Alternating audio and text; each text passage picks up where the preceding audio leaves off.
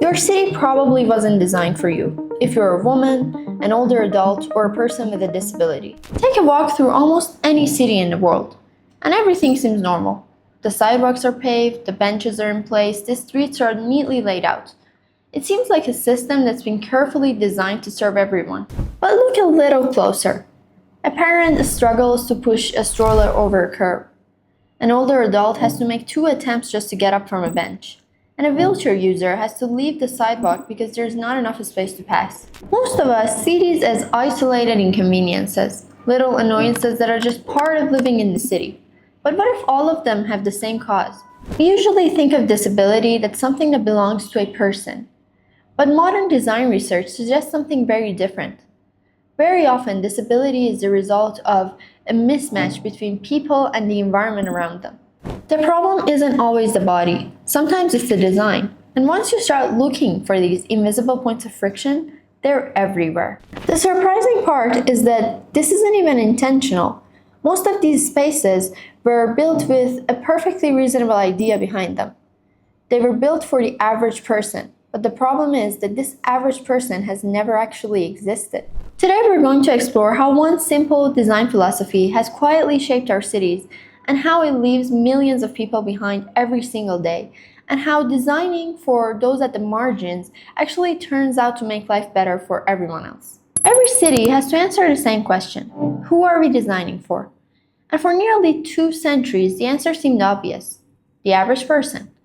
In 1835, a statistician, Adolf Kutley, introduced the idea of the average man, the mathematical center of a population. It was never supposed to become the blueprint for cities, but that's exactly what it became. More than a century later, architect Le Corbusier came up with the idea of the modular, a design system that was based on the proportions of a 6-foot-tall athletic man. Furniture, doorways, stairs, railings, everything could be designed around a single body. It sounded efficient, but it ignored the simple fact that there is no average person. Engineers even have a name for this mistake. It's called the average man fallacy. Build a fixed design for the mathematical middle and you automatically exclude everyone who falls outside of it. That's why modern design aims much wider, trying to accommodate everyone from a 5th percentile female to a 95th percentile male, because cities are not used by averages, they're used by people. That philosophy doesn't stay on the architect's desk, it follows you out into the streets. Take something as ordinary as a sidewalk. Most of us never even think about the dimensions of a sidewalk or how wide it is.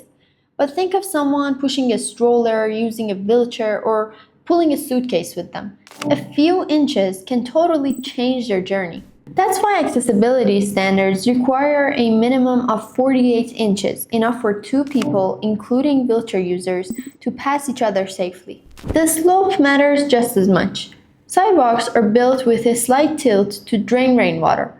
But if this slope becomes any steeper than 2%, then wheelchair users are going to have to constantly fight against gravity just to stay on course instead of drifting out into the road. Even tiny imperfections can become obstacles. A vertical gap of just half an inch is enough for the small front wheels of a manual wheelchair to catch unexpectedly and sometimes cause dangerous falls. The remarkable part is that fixing these problems doesn't just help wheelchair users. Wider sidewalks means more room for parents with strollers, children on scooters, travelers with luggage, delivery people, and anyone carrying groceries home. When a sidewalk works better for the people who need it most, it almost always works out better for everyone else too. And nowhere is that lesson more obvious than on a flight of stairs. Stairs reveal just how sensitive our bodies are to good design. When you're walking down a flight of stairs, your brain starts to learn its rhythm, and you start assuming that every step is going to be the same height as the last. And most of the time it is. But if just one step is different, even by 6 millimeters, that rhythm breaks. It's one reason why 92% of stair injuries happen while descending, when we're relying more on expectation rather than vision. But the good news is that the fix isn't always just rebuilding the staircase. Simply adding high contrast strips at the edge of the stairs can make it easier to judge where one stair ends and the next one begins. Studies show that this inexpensive and very easy change can reduce accidents on irregular staircases by up to 81%. It's a reminder that accessibility isn't always about major construction. Sometimes it's about understanding how people actually move. But perhaps nowhere is designed more revealing than the places we're supposed to stop and rest. If you're interested in joining a community of like-minded people who are also interested in learning about the hidden little things that we ignore in our daily lives, join our Telegram channel. We also share additional resources there on each of the topics that we cover. Cities aren't just designed for movement, they're designed for stopping too, or at least they should be. For an older adult, a person recovering from an injury, or someone living with chronic pain, being able to sit for a few minutes can determine whether they will finish their trip or head home early. That's why details like backrests, armrests, and seat height matters. A bench that's too low can be very difficult to get up from, and armrests provide the leverage many people need to get back on their feet. But in many cities, public seating is being designed with a different goal in mind, not comfort, deterrence. This is known as hostile architecture. Benches are divided with metal bars, seats are replaced with slanted leaning rails. Public spaces are designed to discourage people experiencing homelessness from sleeping there. But the problem is that architecture can't just target one group of people. The same bench that's impossible to sleep on is also harder to use for an elderly person or a person who's pregnant or anyone trying to just rest. In New York City, the MTA spent $74 million installing leaning bars in many subway stations instead of traditional seating. It's a reminder that every design choice answers the same question: who is this city really built for? And nowhere does that question matter more than when an entire journey depends on public transportation. Even a perfectly designed sidewalk can only take you so far. Most journeys eventually depend on public transportation. And that's mostly where accessibility breaks down.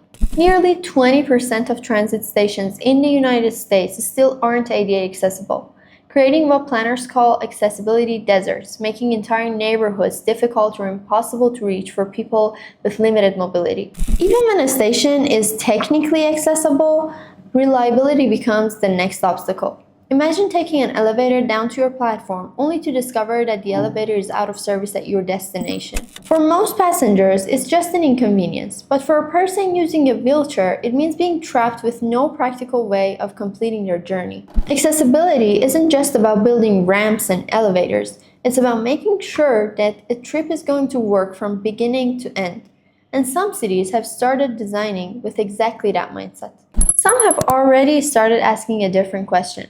Instead of what works for the average person, they've started asking what works for the widest range of people. In the early 1990s, planner Eva Kell changed the way Vienna thought about urban design. Researchers found that many women are not just making one simple commute from home to work.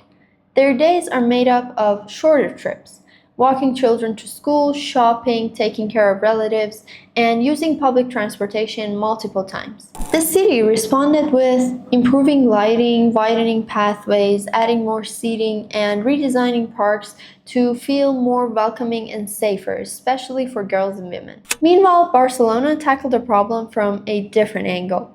Its Superblocks program groups together several city blocks, limiting through traffic and giving the streets back to people instead of cars. Another 50% of street space has been reclaimed for pedestrians, creating new parks, public squares, and playgrounds. The result isn't just quieter neighborhoods. It's cleaner air, safer streets, and research suggests that hundreds of premature deaths are prevented every year because of the improvement in air quality. Neither city was designed around a mythical average person.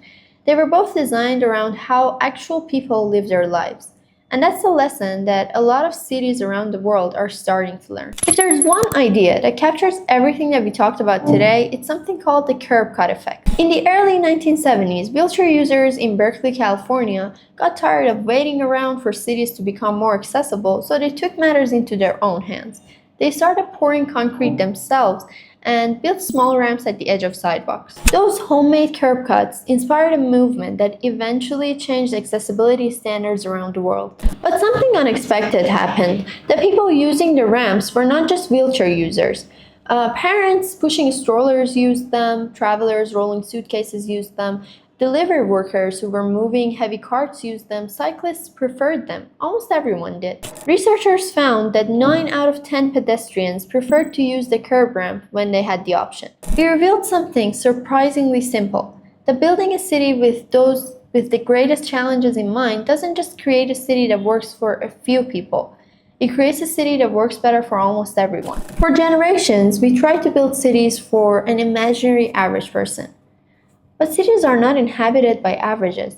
They're inhabited by small children and older people, by parents and delivery workers, by people who are recovering from injuries, carrying groceries home, pushing strollers, rolling suitcases, and sometimes simply growing older. The more closely our cities reflect the diversity of people who actually live in them, the less invisible friction we create. Because the best cities aren't those who are created for averages.